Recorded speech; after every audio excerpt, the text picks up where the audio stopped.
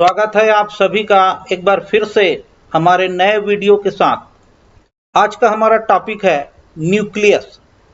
यह कोशिका का सबसे महत्वपूर्ण अंग होता है। तो आज इस वीडियो के माध्यम से हम न्यूक्लियस की स्टडी करेंगे। तो चलिए प्रारंभ करते हैं। Nucleus is the most important part of the cell. यह कोशिका का सबसे महत्वपूर्ण पार्ट होता है, भाग होता है। Nucleus control all the cellular activity. समस्त जैविक क्रियाओं को, समस्त सेलुलर एक्टिविटी को यह कंट्रोल करता है सेल की। So it is referred to as the controlling centre of the cell. इसलिए न्यूक्लियस को सेल का, कोशिका की कंट्रोलिंग सेंटर कहा जाता है। It was first discovered by Robert Brown 1831 in plant cell. Robert Brown ने इसे सबसे पहले खोजा प्लांट सेल में 1831 में। The study of nucleus is term karyology. Nucleus से संबंधित ज्ञान प्राप्त करने का जो टर्म है, जो क्षेत्र है, उसे कैरियोलॉजी कहा जाता है। The nucleus is present in all eukaryotic cells. However, it is absent from RBC of man and some lens cell of eyes. सभी यूकैरियोटिक सेल्स में न्यूक्लियस उपस्थित होता है, परंतु मनुष्य की आरबीसी में और कुछ आंखों की लेंस की कोशिकाओं में न्यूक्लियस अनुपस्थित होता है। The nucleus is defined as. तो न्यूक्लियस को हम कैसे डिफाइन कर सकते हैं? तो यहां पर हमने डेफिनेशन लिया है। The nucleus is defined as any information, any formation surrounded by cytoplasm from which chromosome arise during cell division. फिर से देखते हैं। The nucleus is defined as any formation surrounded by cytoplasm from which chromosome arise during cell division.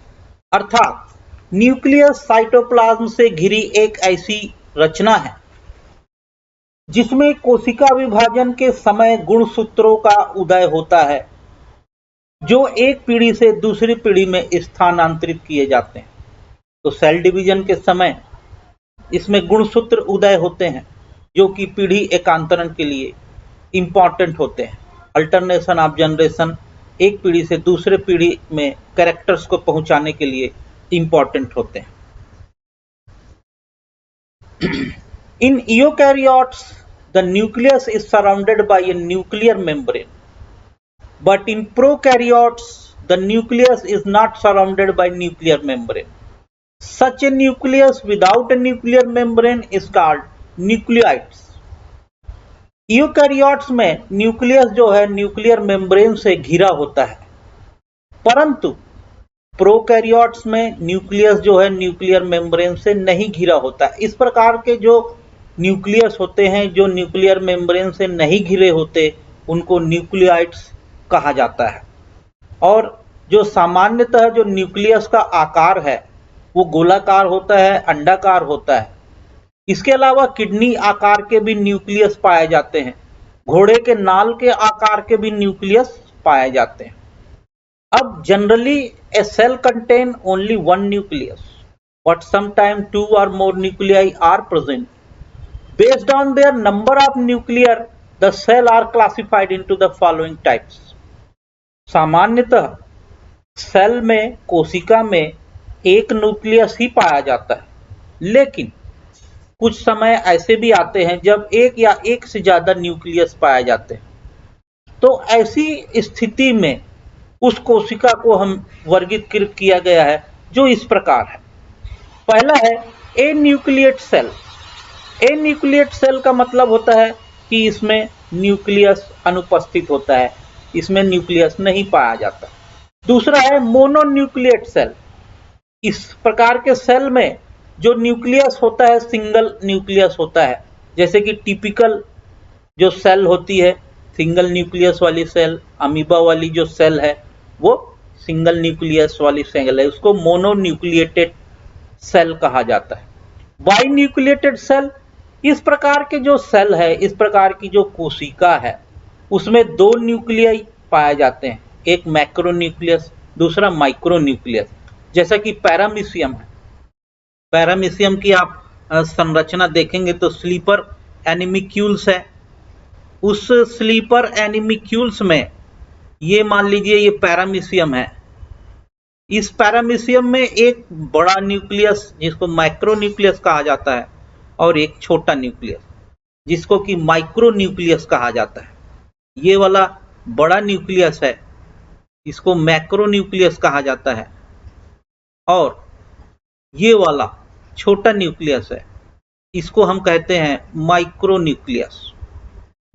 तो इस प्रकार का जो nucleus अगर पाया जाता है वो बाई न्यूक्लिएट सेल कहा जाता है, अर्थात दो न्यूक्लियस उसमें उपस्थित होते हैं। चौथा जो प्रकार है वो मल्टी न्यूक्लिएटेड सेल होता है। मल्टी न्यूक्लिएटेड सेल जो होता है इसमें बहुत सारे न्यूक्लियस होते हैं, मेनी न्यूक्लियस होते हैं। This type of animal is called syncytial cell. इस प्रकार के जो सेल पाए जाते हैं उसको कहा जाता है सिंसिशियल सेल। जैसे epidermal cell of ascaris and multinucleated plant is cell coenocytes. तो ये क्लासिफिकेशन था न्यूक्लियस की उपस्थिति के आधार पर। अब लेते हैं स्ट्रक्चर ऑफ न्यूक्लियस। जो न्यूक्लियस की जो संरचना है, इससे पहले आपको और एक चीज बता देना चाह रहा हूं। न्यूक्लियस की जो पोजीशन होती है, स्थिति होती है, वो जनरली बीच में ही होती है। अलग अलग सभी जगह अभी कोशिकाओं में अलग अलग होती है, लेकिन सामान्यतः ये बीच में ही रहते हैं।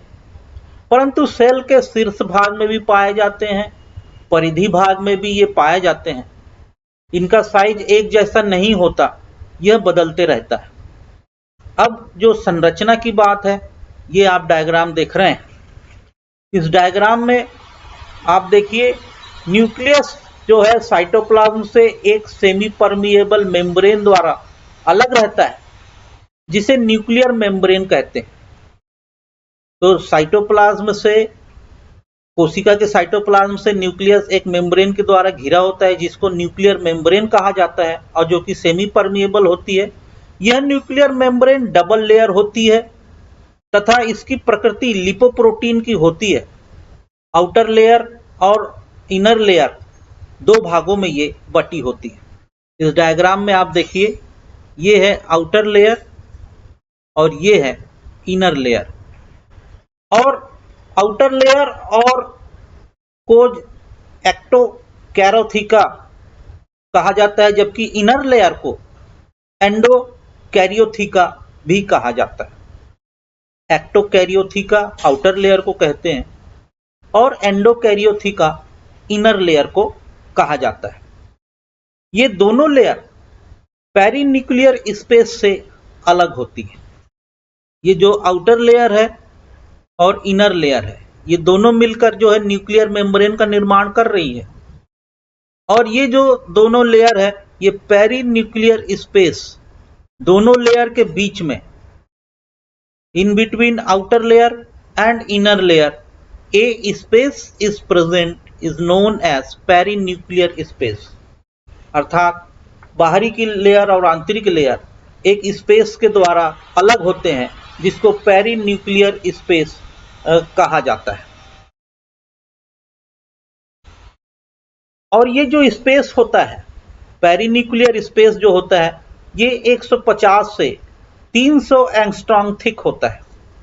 अर्थात ये जो जगह है, दोनों न्यूक्लियर मेम्ब्रेन आउटर और इनर के बीच की जो जगह है, वो 150 से 300 एंगस्ट्रॉम तक मोटा होता है। दोनों लेयर जो होते हैं 70 से 80 एंगस्ट्रॉम थिक होते हैं। जो आउटर मेम्ब्रेन है और इनर मेम्ब्रेन है, ये दोनों 70 से 80 एंगस्ट्रॉम तक थिकनेस होती है, मोटी होती है। बाहरी मेम्ब्रेन अक्सर Golgi complex, endoplasmic reticulum, mitochondria और प्लाज्मा मेम्ब्रेन से निरंतर होती है। बाहरी मेम्ब्रेन राइबोसोम की उपस्थिति के कारण रफ होती है, जबकि आंतरिक मेम्ब्रेन जो होती है वो चिकनी होती है। तो बाहरी मेम्ब्रेन में ये जो आउटर मेम्ब्रेन है, यहाँ पर ऐसे राइबोसोम्स अटैच पाए जाते हैं। इसलिए ये जो बाहरी मेम्ब्रेन है ये रफ होती है, जबकि आंतरिक जो मेम्ब्रेन है वो राइबोसोम की अनुपस्थिति के कारण चिकनी होती है, स्मूथ होती है। न्यूक्लियर मेम्ब्रेन में कई सारे पोर्स पाए जाते हैं जो गोलाकार होते हैं और इनका व्यास 200 से 400 एंगस्ट्रॉम होता है। ये देखिए, ये गोलाकार इसमें पोर्स पाए जा रहे हैं, इसको कहा जाता है न्यूक्लियर पोर। बहुत सारे थोड़े थोड़े देर में ये न्यूक्लियर पोर्स उपस्थित होते हैं। पोर को खोला जा सकता है, बंद किया जा सकता है। जो पोर होते हैं, ये जो छिद्र है, न्यूक्लियर पोर जो है, उसको खोला भी जा सकता है, बंद भी किया जा सकता है। इसी न्यूक्लियर पोर के द्वारा एक्सचेंज ऑफ मटेरियल होता है। इसी न्यूक्लियर ये जो पोर है, इसके द्वारा मटेरियल का आदान प्रदान होता है। न्यूक्लियस से बाहर कौन सा मटेरियल जाएगा और न्यूक्लियस के अंदर कौन सा मटेरियल आएगा, वो न्यूक्लियर पोर के द्वारा ही होता है। प्रत्येक पोर में एक एस्पिरेटस होता है जिसे पोर कॉम्प्लेक्स कहा जाता है। न्यूक्लियस एक होमोजीनियस ट्रांसपेरेंट एसिडोफिलिक सब्सटेंस से भरा रहता है जिसे कैरियोलिम्फ या न्यूक्लियोप्लाज्म कहा जाता है। कैरियोलिम्फ या न्यूक्लियस के लिम्फ को कैरियोलिम्फ या न्यूक्लियोप्लाज्म कहा जाता है। ये देखिए, होमोजीनियस ट्रांसपेरेंट मटेरियल से भरा होता है जिसको न्यूक्लियोप्लाज्म कहते हैं। यह फास्फोरस, न्यूक्लिक अम्लों, एंजाइम व खनिज लवणों का बना होता है। इस प्लाज्म में, न्यूक्लियोप्लाज्म में फास्फोरस, खनिज अम्ल, न्यूक्लिक अम्ल इत्यादि इसमें पाए जाते हैं। इसमें बिखरे हुए न्यूक्लियाई होते हैं जो डीएनए, आरएनए, राइबोसोम के उप इकाइयों के संश्लेषण हेतु स्थल प्रदान करते हैं। इसके अंदर आनुवंशिक पदार्थ का जाल पाया जाता है जो डीएनए के रूप में होता है। इस न्यूक्लियोप्लाज्म के अंदर आनुवंशिक पदार्थ का, जेनेटिक मटेरियल का जाल होता है जो कि डीएनए के रूप में होता है लेकिन स्वतंत्र नहीं होता, जिसे क्रोमेटिन जाल कहा जाता है। देखिए, ये क्रोमेटिन नेटवर्क जो लिखा हुआ है, इसे क्रोमेटिन नेटवर्क के रूप में जाना जाता है। और क्रोमेटिन नेटवर्क सेल डिवीजन के समय क्रोमेटिन नेटवर्क घने होकर क्रोमोसोम्स का निर्माण करते हैं, और जब ये सेल डिवीजन होता है तब ये क्रोमेटिन नेटवर्क जो है घने हो जाते हैं और क्रोमोसोम्स का निर्माण करते हैं। न्यूक्लियस को हेटेरोक्रोमेटिन आनुवंशिक रूप से उदासीन होते हैं। जो न्यूक्लियस का जो हेटेरोक्रोमेटिन होता है, ये आनुवंशिक रूप से उदासीन होते हैं, और न्यूक्लियस का यूक्रोमेटिन क्षेत्र आनुवंशिक रूप से क्रियाशील होता है। जो हेटेरोक्रोमेटिन क्षेत्र होता है वो आनुवंशिक रूप से उदासीन होता है, लेकिन जो यूक्रोमेटिन जो क्षेत्र होता है वो आनुवंशिक रूप से क्रियाशील होता है। तो ये था स्ट्रक्चर ऑफ न्यूक्लियस। अब लेते हैं फंक्शन ऑफ न्यूक्लियस। सबसे पहला है मेटाबॉलिज्म। यह सेल की सभी क्रिया को कंट्रोल करता है। न्यूक्लियस जो है सेल की सभी सेलुलर एक्टिविटी, सभी मेटाबॉलिज्म को ये कंट्रोल करता है, जैविक क्रियाओं को ये कंट्रोल करता है। और सेल मेटाबॉलिज्म का रेगुलेटरी ऑर्गेनिजम्स होता है। जो सेल की जो मेटाबॉलिज्म होती है उसकी रेगुलेटरी ऑर्गेनिजम्स होता है, इसलिए ये मेटाबॉलिज्म का कार्य काफी अच्छे से और इम्पोर्टेंट कार्य है उसको करता है। डिफरेंशिएशन दूसरा इसका कार्य है न्यूक्लियस का, डिफरेंशिएशन। यह भ्रूण के विकास के दौरान कोशिका विभेदन को नियंत्रित करता है। जब भ्रूण का विकास होता है उस समय जो कोशिका विभेदन होते हैं, उस कोशिका विभेदन को ये नियंत्रित करता है, डिफरेंशिएशन करता है। तीसरा है आरएनए सिंथेसिस। यह राइबोसोमल आरएनए का संश्लेषण करता है। राइबोसोमल आरएनए जो होते हैं उसका ये सिंथेसिस करता है, संश्लेषण करता है। चौथा है हेरिडिटरी। इसमें डीएनए होता है, जैसा कि हमने स्ट्रक्चर में देखा कि न्यूक्लियस के अंदर डीएनए होता है, तो वो डीएनए जो है यह आनुवंशिक भूमिका में महत्वपूर्ण भूमिका निभाता है।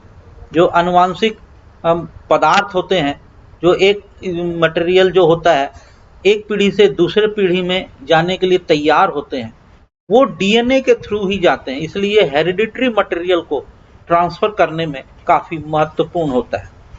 पांचवा है सपोर्ट। जैसे सपोर्ट किसको प्रदान करता है न्यूक्लिया, जैसे माइक्रोट्यूब्यूल्स हैं, माइक्रोफिलामेंट है, उनको जो है संरचनात्मक जो तत्वों को सपोर्ट प्रदान करता है। जो माइक्रोट्यूब्यूल्स हैं, माइक्रोफिलामेंट हैं, इनके जो संरचनात्मक तत्वों को न्यूक्लियर मेम्ब्रेन जो है सपोर्ट प्रदान करता है। फिर छठवा है जेनेटिक कोड। यह प्रोटीन सिंथेसिस का मास्टर प्लान होता है। जेनेटिक कोड में यह प्रोटीन सिंथेसिस के लिए मास्टर प्लान का कार्य करता है। और सातवां है exchange of material. Nuclear membrane cytoplasm से न्यूक्लियोप्लाज्म में मटेरियल के आदान प्रदान में मदद करता है। तो जो न्यूक्लियर मेम्ब्रेन है, जो कि न्यूक्लियस को चारों तरफ से घेर के रखता है, वो साइटोप्लाज्म से कौन सा मटेरियल अंदर आएगा और न्यूक्लियोप्लाज्म से कौन सा मटेरियल साइटोप्लाज्म में जाएगा, उसके लिए न्यूक्लियर मेम्ब्रेन जो है मदद करता है। उसके बिना कोई भी मटेरियल अंदर बाहर नहीं आ जा सकता। तो इस प्रकार आज हमने इस प्रेजेंटेशन के माध्यम से इंपॉर्टेंट सेल ऑर्गेनेल्स न्यूक्लियस का अध्ययन किया। आशा है ये चैप्टर आपको समझ आया होगा। Thanks for watching. Thank you.